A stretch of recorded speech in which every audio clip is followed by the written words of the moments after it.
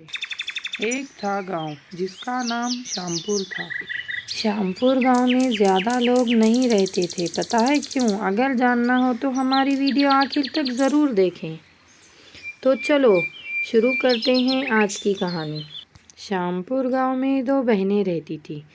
उनके माँ बाप एक एक्सीडेंट में मर गए थे। बड़ी बहन का नाम था रिधा और छोटी बहन का नाम रीना। दोनों बहनों के पास माँ बाप मर जाने के बाद कोई सहारा नहीं था। इसीलिए दोनों बहनें ट्रेन के प्लेटफॉर्म पर भीख मांगकर जो कुछ मिलता वो खाती और अपनी ज़िंदगी बसर करती। एक दिन प्लेटफॉर्म पर ज़्यादा भीड़ नहीं थी, इसीलिए दोनों बहनों को खाने के लिए ज़्यादा कुछ नहीं मिला। दोनों बहनों ने सोचा, आज गांव वालों से कुछ मांग कर खाते हैं। चलो रीना, हम चलते हैं गांव की तरफ। फिर दोनों बहनें गांव में जाती हैं और पड़ोस वाली आंटी से खाने के लिए कुछ मांगती हैं। तो आंटी कहती है, चलो निकलो यहाँ से, हमारे पास भिखारियों के लिए कुछ नहीं है। रीना ये सब सुनकर रोने लगती है और बहन से कहती है, रीधा दीदी, क्या हमें आज खाने के लिए कुछ नहीं मिलेगा?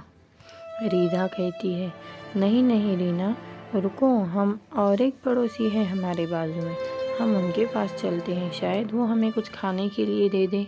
फिर दोनों बहनें दूसरे वाले पड़ोसी के पास जाते हैं और कहते हैं, आंटी, हमारे लिए खाने के लिए कुछ दे दो ना, हमें बहुत भूख लगी है।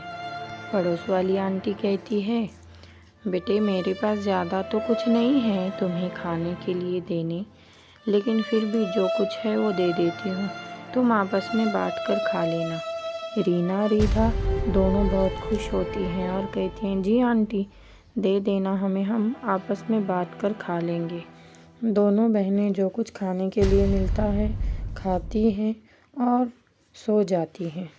फिर अगले दिन सुबह दोनों बहनें ट्रेन के प्लेटफॉर्म पर जाती हैं तो देखती हैं कि वहाँ कोई भी नहीं है। रीना कहती है, दीदी, पता नहीं आज भी लोग क्यों नहीं आए। रीधा कहती है, रुको तो रीना, अभी ट्रेन आने वाली है, देखते हैं अभी आएंगे या नहीं।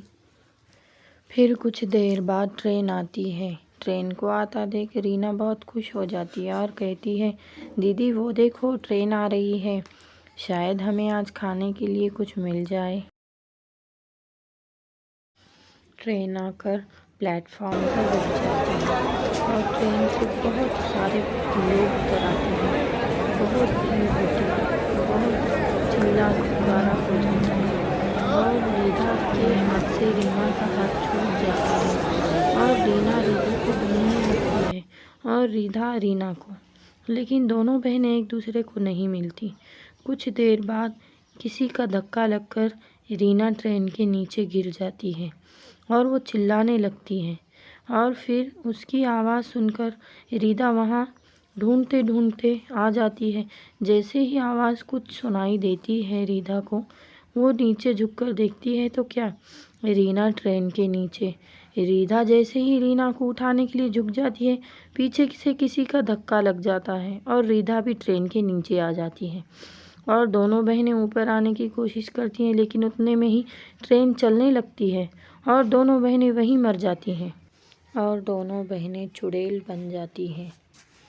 जब से दोनों बहनें चुड़ैल बनती हैं, जो कोई मजबूर ज़रूरतमंद हो उसकी मदद करती हैं और गांव में जो कोई ज़रूरतमंद की मदद नहीं करता, दोनों बहनें उसे मिलकर मार देती हैं। इसीलिए गांव में ज़्यादा लोग नहीं रहते, क्योंकि सब डरते हैं कहीं हमने किसी की मदद नहीं की, रीधा और रीना दोनों चुड़ैल मिलकर हमें मार ना दे, इसीलिए गांव में ज़्यादा लोग नहीं रहते। तो देखा, गांव में ज़्यादा लोग क्यों नहीं रहते। अगर हमारी कहानी अच्छी लगे तो हमारे चैनल को लाइक, शेयर और सब्सक्राइब करें।